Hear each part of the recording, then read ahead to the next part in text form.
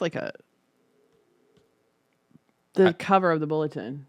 It is the cover of the Bulletin. Hello, welcome to the Church Bulletin podcast. It does look like the cover of the Bulletin. It is. Yeah, no, because it's the cover of the Bulletin. No, but it looks like the silhouettes that my mom got of like my brother and I when we were younger. You guys put out a weekly bulletin? No. Like that she had on her wall a bulletin board, just like they were framed. Like we got like you go to I know what you're saying. Like an amusement thing. Yeah, like you. Okay. And they did the silhouette. This is the weirdest introduction, which is saying something. Knowing us. Well, what's really interesting again, the children's and the adult one has both like a boy and a girl. Mm-hmm. But this has empty hearts on it to ways that you can show your love, that you can write it in. Fill it. Yeah, exactly. That's beautiful. Now the Tim and Sara era continues. Here we are again. Here we are. Doing our best. Yeah. So we're excited about this week because it's an opportunity. That's the way I'm looking at it. It's just an opportunity for God to just be awesome. Like that's what it is. There's only one opportunity, or is God the whole thing, just like all awesome? Together? There's just many opportunities within one. Just no, it's been cool. No, today it was neat. So we needed to find a priest to fill in for our school mass today. And it was funny because we're like going through who are we gonna get, and before I started to stress about it, and then I prayed. I was like, Lord, this is stressful, and it was kind of funny. Shout out to Father Jason. He actually texted me. I was like, hey, if you ever need help with the school mass, I was like, today? Yeah, today, right now, this afternoon. And he's like, yeah, I can do that. And it's just kind of neat when and the readings this Sunday actually kind of talk about, how St. Paul and Barnabas are going from place to place. And we talked about this in Bible study this morning. The Acts of the Apostles, if you don't pay attention to kind of what's going on in the world, it can seem like a book of just really happy times. Like, you read it and you're kind of like, the church is growing. They made all these disciples. Like, they traveled to this place, this place. It's awesome. But then when you actually kind of read between the lines as to what's going on, it's horrible. Like, everything is going wrong. Like, people are fighting. It's crazy. But yet there's this great growth and great the church just kind of explodes into the world. It's cool. So I was like, there's the Holy Spirit again. Here I'm stressing, and I didn't even have to call anybody. They called me. Happened, right? God is so good. So this week, the goodness of God is really summed up in his commandment that he gives to us: love one another, which is on the cover of the bulletin. So pray with that, because it's a really simple thing that's really hard to do. It's easy to, and what I love is the end of this command in this scripture reading. So pay attention to the gospel, because at the end, Jesus says, this is how they will know you are my disciples. It's not by how you evangelize. It's not that you pray or, he says the key thing is they love each other. And, yeah, it's interesting how that's the key the key mark of a Christian is how we love. It's all the other things are really important, but that's what it boils down to. So, yeah, how can you love better? And then why don't we just, let's just go to the children's bulletin, because that's perfect. Because you said there are hearts on the front that you fill in. Yeah, there's. So how do you? Let's just do it, because it makes sense. So how does that fit in then? See, it fits perfectly with what I was just talking about, and we didn't plan that. So see, there you go, another opportunity. So I can show love by. There's so many ways. Exactly. Sometimes it's literally just showing up for somebody and sitting with them in the quiet, which we all know that Sarah doesn't do well with. But I think that's in prayer, because when a person needs you just to sit and listen. It can be in the car, though. I love. That's when I turn the music up super loud. Well, yeah, I know, now. But I do too. But I'm just saying, every once in a while, though, I'll get a kind of sort of that the guardian angel, just whack behind the head, hey. That would be a billboard. Take a deep. take a deep breath. So sometimes at a red light, like I'll have the music blaring and then I'll pull up to a red light and I know it's going to be like the full cycle. You know, you have to sit there for like 45 seconds and I'll turn off the music. And shout out to your red light moments that you haven't had in a while, but you used to do red light. I used to do them. That's a story. No, someone on the internet was like, I'm going to call like the police because you're operating a motor vehicle and holding your phone. And I was like, that's not the point of this whole thing. So now I do walk around the church. That's kind of how walk around the church sort of, I mean, it was already happening. I was doing both, but I started to pay more attention to walk around the church because they were essentially the same thing. Right. Or like you're in your car. I'd be parked. I'd get to church and do it afterward. But yeah, no. The videos that I was making of a red light check-in, like I was doing red light check-ins on my own. Mm-hmm. I just every once in a while the idea was just to inspire people maybe to try it as well because it was really helpful for me because one of my most unloving moments of the day used to be at a red light. Mm-hmm. I would get so angry at how either it was making me late or the person in front of me could have gone on the yellow but they didn't and now I'm just sitting behind them just So yeah, no, it turned into a beautiful moment. So yeah, anyway, lots of things you can do, but like you got 5 hearts on there. You could 5 things. Holy smokes! To be interrupted without oh my gosh, showing anger. It's not easy for my face, as I've been told. My face shows a lot of you do have subtitles words that don't come out of my mouth, but like you can see them in my eyes and just the way I hold my face. So I do too. Yeah, there's that in life, but it's what's the hospitality that we are supposed to practice around here? I know. I mean hospitality. Yeah, I know. There's the Bible verse. Oh, it's my wife's favorite. But it's Father Ross has us. We're supposed to have read a book, or there's supposed to be something that we follow. We're failing. Uncomfortable. Anyway, yeah, it'll come to us eventually. It will probably as soon as we turn this off. Yeah. But what's funny about it is too, though, is that's actually something because unreasonable hospitality. There it is. See, I knew unreasonable hospitality. Unreasonable hospitality. It's funny how that followed me from the parish that I was at to over here because that was like the thing. Like it's an interesting thing because I think obviously it comes from the same book, but it's just interesting how it's like this idea. And then, and also, that's actually something that since I started at St. Jude's, because the role I have at St. Jude's is a little different than what I was always used to. And I was in my former roles within the church, I always had like a task, right? Like I wasn't just like kind of a free agent, like a parish support minister is. Just like, okay, what's needed today? That's what I'm doing. And what's interesting is I never realized how every single story in the Bible about Jesus where he does something really cool, he's interrupted.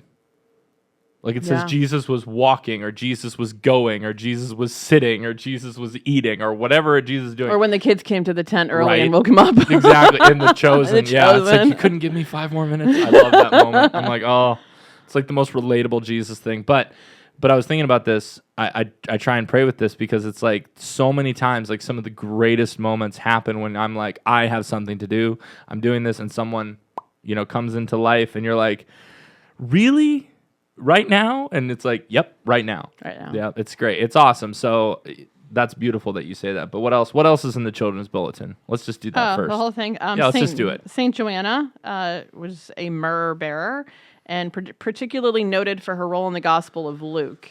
For her support of Jesus and the apostles during their ministry. So shout out to Saint Joanna for showing her love and support that day, throughout her life. Then just some regular activities that are based on the gospel. A little bit about Our Lady of Grace. Since we're still in the month of May, so we all celebrate Our Lady this month and all the different forms of her that have come out. So all Our Lady the apparitions, right? So this is her role as Our Lady of Grace to Saint Catherine Labouré,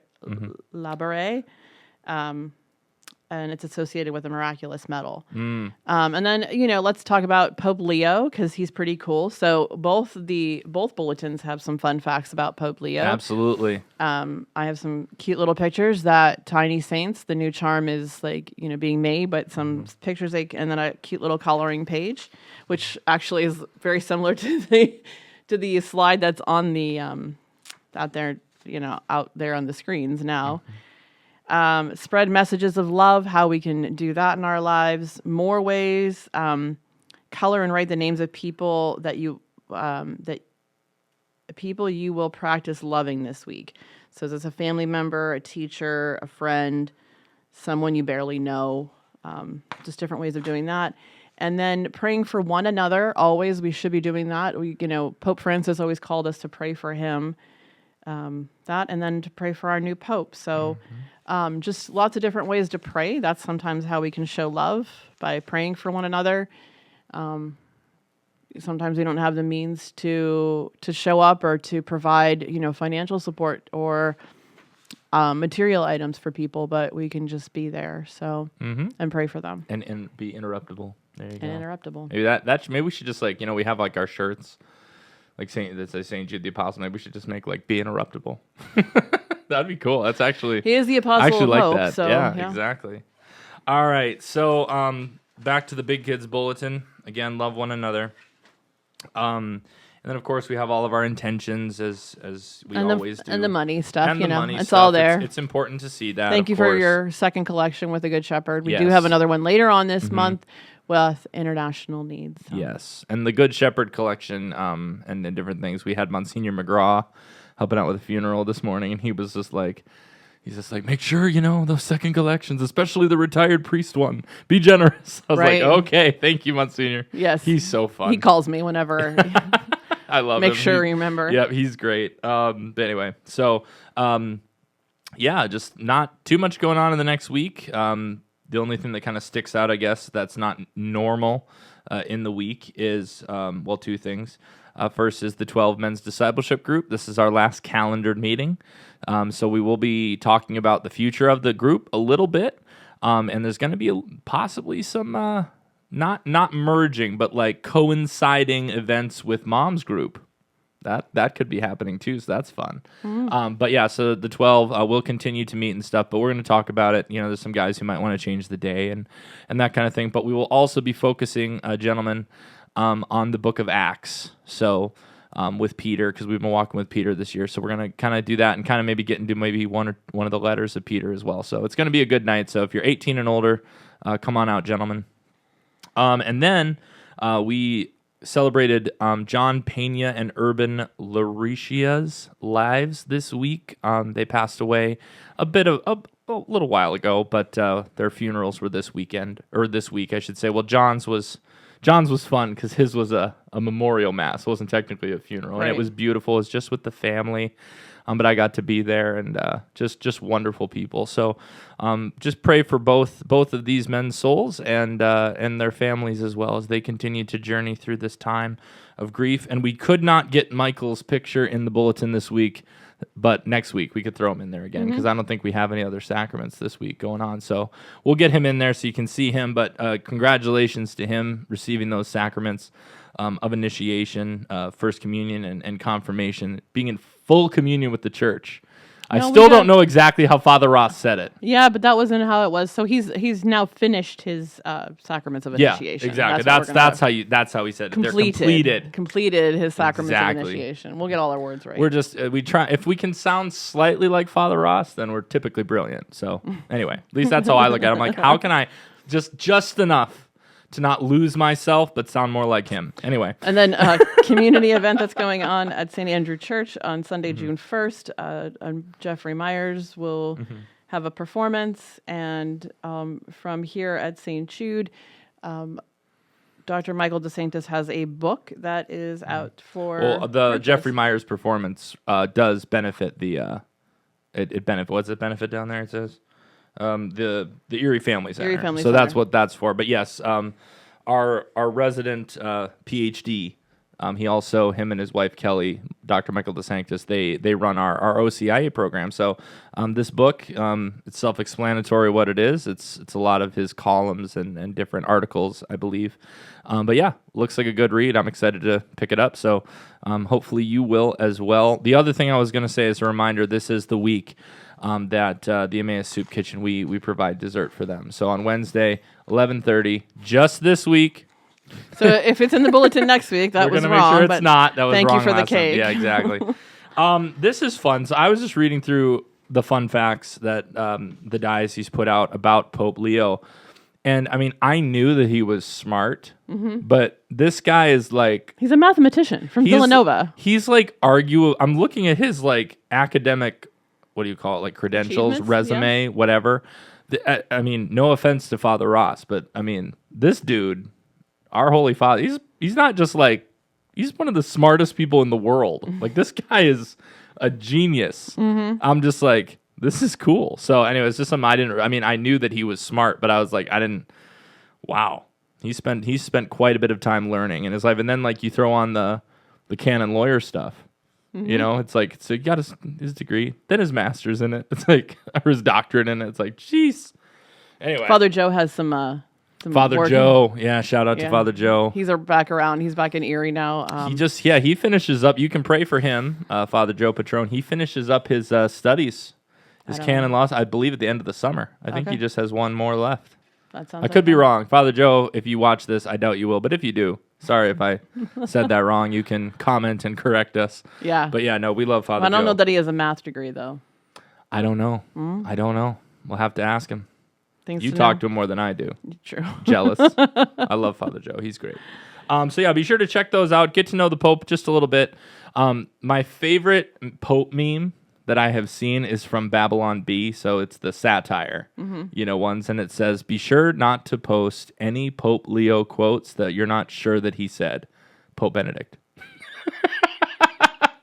Because that was the thing with Pope Benedict and Pope Francis's papacy. People were taking their quotes out of context all the time. I'm not saying everything they said was perfect, but it was like, come on, So just make sure, it is a good point that they're making in this joking way, but make sure that you check out some of the things that maybe Pope Leo has wrote when he was still a cardinal and a priest. He's still a priest, but obviously now he's the Pope.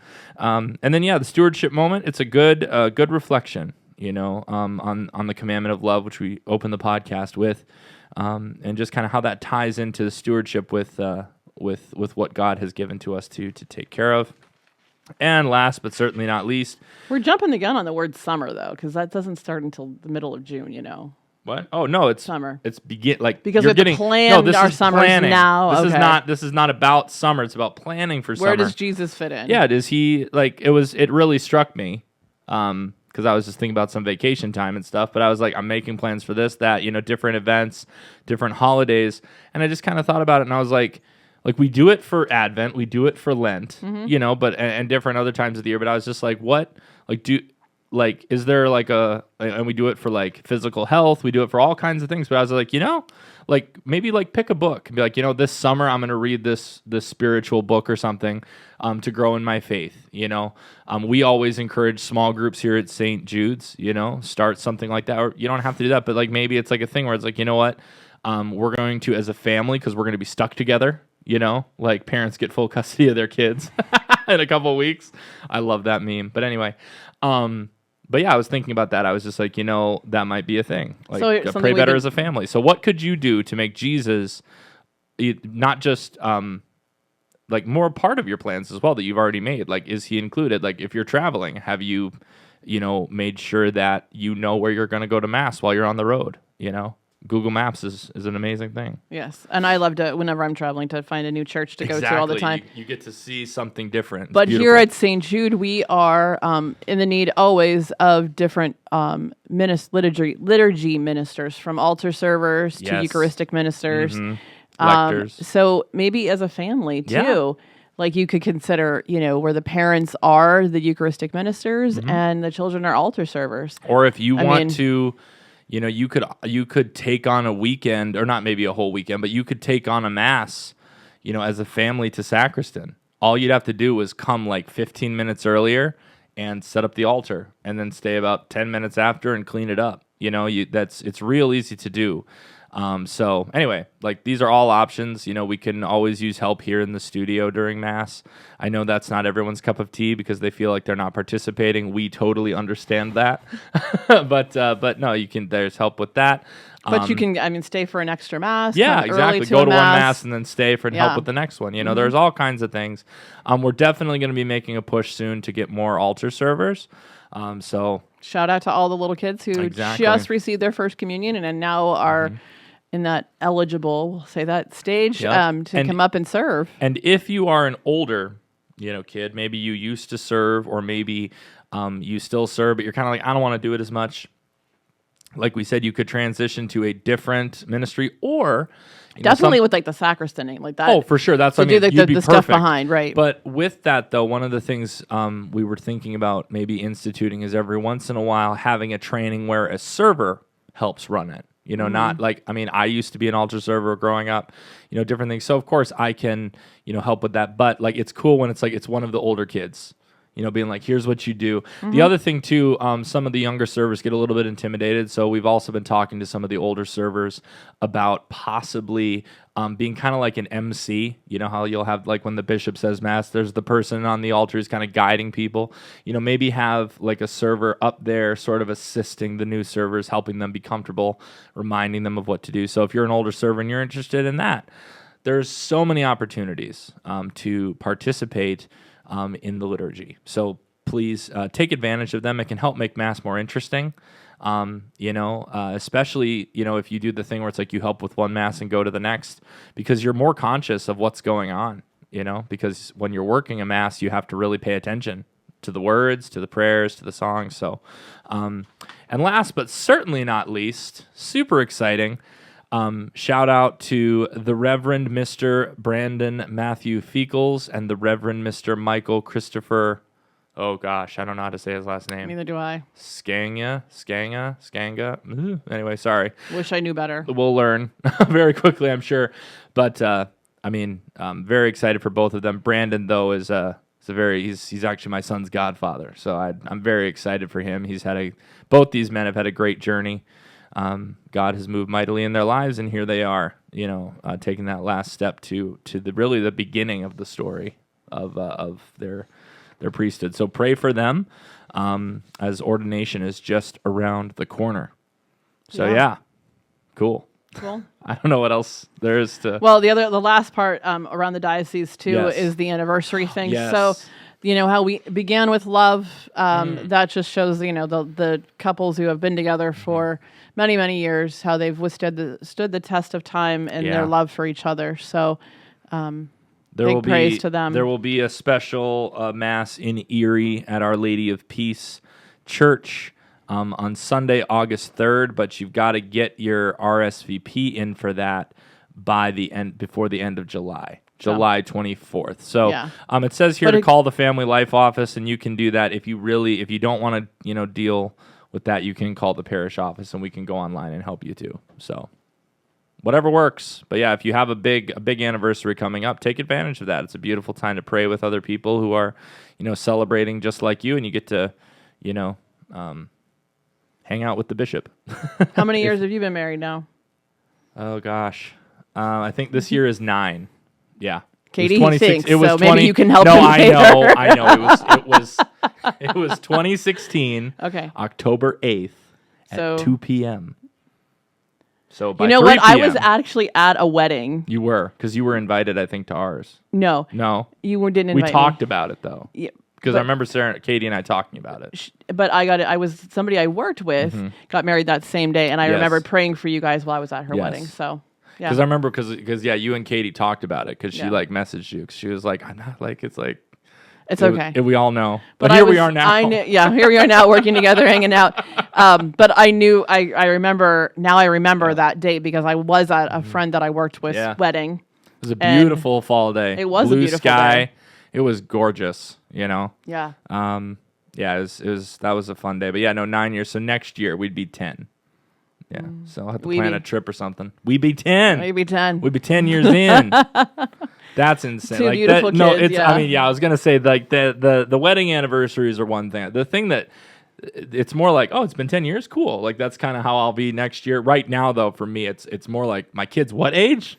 Holy smokes! Like that's the thing that blows my mind. When I'm like, oh, my kid is this old. Wait till they're like the ages that you remember. My kids are older, so now I'm at the point where, holy crap, I'm really old. I wasn't going to say anything. I was focusing on me. I was like, I don't want to do this. That's to you. okay. It's all okay. Right. Well, we'll leave it there. Thank you all so much for watching. Feel free to like and subscribe to our YouTube channel. We are also on social media. Facebook, Instagram. Share, tell a friend. It's tell fun. a friend. It's great. But even more importantly, sure, you can tell a friend to watch the Church Bulletin podcast, but we would love it better if you brought a friend to Mass with you. Oh, for sure. So please, that's something that we really need to get back to. I mean, the whole Catholic Church, but we only work at St. Jude's and with St. Andrew and partner with St. Stephen. So at our three churches, really want to get back to just reminding people, you know what, the main thing we do is Mass, and it's also the most important thing we do. So please, feel free to bring a friend. We'd love to grow. We'd love to reveal Jesus, not just to the world, not just to the internet, but actually to the people in our community. So please bring a friend. All right. God bless, and all of our prayers for you every day. Thanks. Peace. Bye.